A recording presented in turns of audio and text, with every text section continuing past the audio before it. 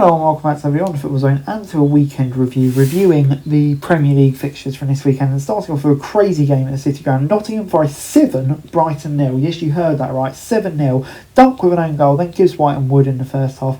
Wood with 2 more to complete his hat-trick in the second half. Nico Williams and Silva with the goals. And yeah, this is an incredible performance from Forest. Of the criticism of that display at Bournemouth, to bounce back like this is absolutely incredible. Shows that how amazing that team is. But for Brighton, yeah, the result like this is going to increase the pressure on Herzl massively. Moving on into another shock result, really. Newcastle 1, Fulham 2 at St James's Park. Josh Murphy with a goal in the 37th minute gave them the lead before Raul Jimenez and Munoz in the second half turned it around for Fulham. A great turnaround for Fulham. I think, away from home, I think they can definitely say they deserved that. They played really well here and got their reward. But for Newcastle, it just doesn't seem to quite be clicking at the moment since maybe that defeat to Bournemouth. And that's something they need to turn around if they really want to keep their European hopes very much alive and cooking. Moving on into Ipswich 1, Southampton 2. Southampton took the lead after a goalkeeping mistake for Aribo in the 21st minute, and then Delap in the 31st minute equalised. But in the 87th minute, Onuachu scored the winner for Southampton, and Ipswich will be disappointed because they dominated this game really and should have got 3 points. And you wonder, losing to a team as poor as Southampton, how that may well affect their chances of really, their survival, because this is a game which I think they really be targeting and felt like they definitely would have had to have won, really. Moving on into Everton 4, Leicester 0. Another great result for David Moyes' side. They went 2-0 up after 6 minutes through Decore and Beto. Beto then got another right stroke of half time to kind of kill the game off, and then Dye in the 90th minute got another goal. For Leicester, a really poor result, and after that great result at Tottenham last week, that's a really poor result, and I think there'll be questions still being asked over Ruud van Nistelrooy, I think. But for Everton, shows, what a manager like David Moyes can do. What a great job he's done since coming back at Everton. And really pleased for them. They don't look like they're any relegation threat at all. Moving on then to Wolves 2, Villa 0 at Molineux. It was Belgrade in the 12th minute who gave Wolves the lead. Villa thought they'd equalised, but it was disallowed controversially.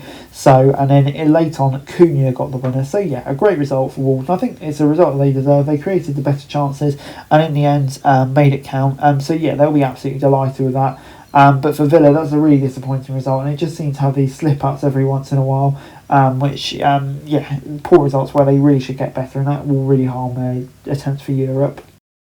Liverpool overcame another big hurdle in their quest to win the title on Arne Slot's first season, a 2-0 win away at Bournemouth. Of course, Bournemouth have been such good form recently. Salah gave them the lead in the 30th minute, for Brooks in the 38th minute had a goal disallowed, and then Salah again in the 75th minute scoring. Great result for Liverpool. They'll be absolutely delighted with that. I think it's a thoroughly deserved win. It creates the better chances.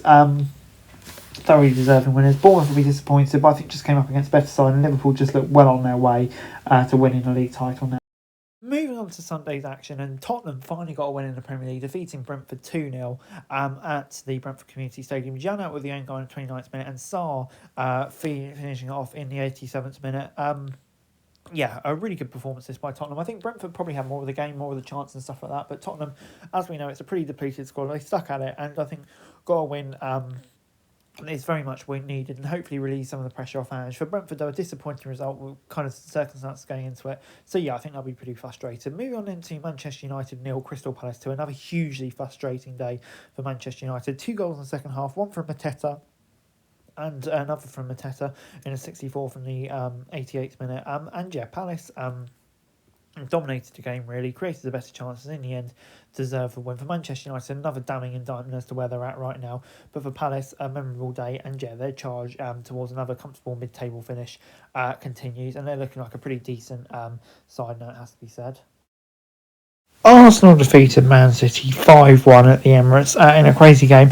Odegaard gave them lead in the second minute, a really poor defensive mistake from Man City, and then Haaland equalised, but after that, straight after, Partey scored. Lewis Skelly then made it 3-1, and Havertz and Nwaneri with a beautiful goal finished it off. A dominant display by Arsenal, running right in that second half, and Man City were just so poor, but Arsenal really sending out statement victory, and what a sweet victory that must have felt for them after all the times they've just been edged out by Man City in the past.